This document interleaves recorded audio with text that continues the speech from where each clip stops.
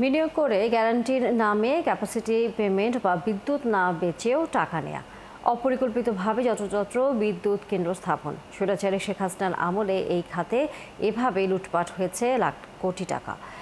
দুর্নীতিবাজদের সম্পদ বাজেয়াপ্ত করে বিচার করতে হবে। সোমবার ভোক্তা অধিকার সংগঠন ক্যাবের সেমিনারে এমন অভিমত দেন জ্বালানি বিশেষজ্ঞ ও রাজনীতিবিদরা। আরও জানাচ্ছেন সৈকত সাদিক।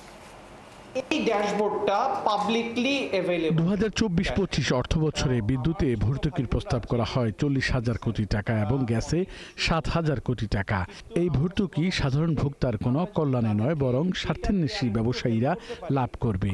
প্রস্তাবিত জ্বালানি রূপান্তর নীতি নিয়ে রাজনৈতিক দলের সংলাপে এসব তথ্য তুলে ধরে ভোক্তা অধিকার সংগঠন ক্যাব। লোকসান বাবদ সরকারই দেখিয়েছে 40,000 কোটি টাকা বছরে। এ সময় সংগঠনটির জ্বালানি উপদেষ্টা বলেন, এই খাতে বিগত সরকার নির্বিচারে লুণ্ঠনকারীর ভূমিকায় অবতীর্ণ হয় এবং ভর্তুকি নামে জনগণের টাকা লুট করেছে বলেও অভিযোগ তার। আপনারা কম বেশি ব্যবসা করেন আর না করেন, ব্যবসার সম্পর্কে জ্ঞান থাকুক আর না থাকুক, একটা স্ট্যান্ডার্ড ব্যবসায়ী কত মুনাফা করতে পারে, সরকার তাকে কত মুনাফা দিতে পারে, তার কাছ থেকে বিদ্যুৎ কেনার সময়, তার কাছ থেকে গ্যাস উত্তোলন করে গ্যাস কেনার সময় সরকারি স্ট্যান্ডার্ড অনুযায়ী, বিআরসির স্ট্যান্ডার্ড অনুযায়ী কম বেশি 7%, এদেরকে দেওয়া হয়েছে 18%। জনবান্ধব জ্বালানি নীতির উপর জোর দিয়ে সেমিনারে রাজনৈতিক নেতারা অভিযোগ করেন, অন্তর্বর্তী সরকার আগের সরকারের লোকজনের স্বার্থ রক্ষায় ব্যস্ত। 24-এর যে গণ অভ্যুত্থান হলো, সেই গণ অভ্যুত্থানের মধ্য দিয়ে একটা বৈষম্যহীন বাংলাদেশ প্রতিষ্ঠার যে আকাঙ্ক্ষা, সেটা প্রতিফলিত হয়েছিল। কিন্তু অন্তর্বর্তীকালীন সরকার গঠিত হওয়ার পরে পূর্বের যে নীতি, সেই নীতির কি কোনো পরিবর্তন হয়েছে বিভিন্ন ক্ষেত্রে?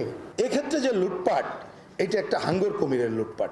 জনবান্ধব জ্বালানি নীতি সেটা করতে হবে শতভাগ আমাদের মালিকানায় রেখে এবং অর্থনৈতিক দুর্বৃত্তায়ন দূর করার ধারায় যেই করতে হবে।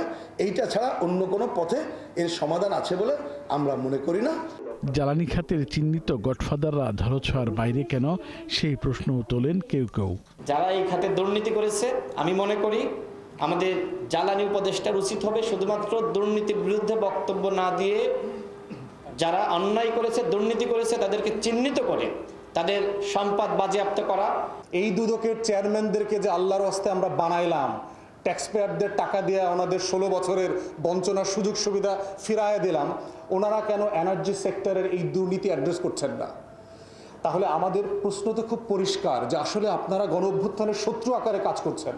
বাণিজ্যিক নয়, সেবা হিসেবে উন্নয়ন নিশ্চিত করে এই খাত থেকে সরকারের মুনাফা বন্ধের আহ্বান জানানো হয় আলোচনায়।